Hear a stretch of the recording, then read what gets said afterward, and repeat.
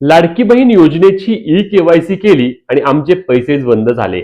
आम्हाला नोव्हेंबर महिन्याचे 1500 रुपये आलेच नाहीत.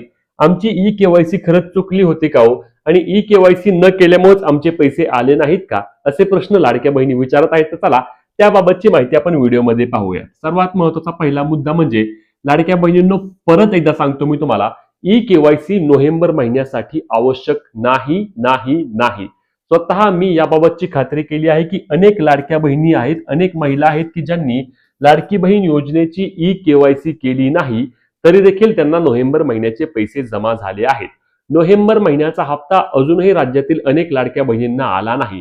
यामध्ये निधी कमतरता असल्याची माहिती मिळत आहे आणि सरकारने आता पुरवणी मागण्यामध्ये निधी मागवला होता.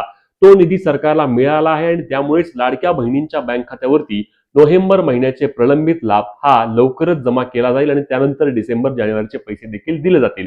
यामुळे लगेच घाबरून जाऊ नका. ई-केवायसी चुकली असेल तरी देखील तुमचे नोव्हेंबर महिन्याचे पैसे नक्कीच जमा होणार आहेत. आणि ई-केवायसी करता मुदत वाढ द्यावी याबाबतची देखील मागणी आम्ही व्हिडिओच्या माध्यमातून वारंवार करतोय. तुम्हाला काय वाटतं? लाडकी बहीण योजनेची ई-केवायसी करण्याकरिता परत मुदत वाढ मिळावी का?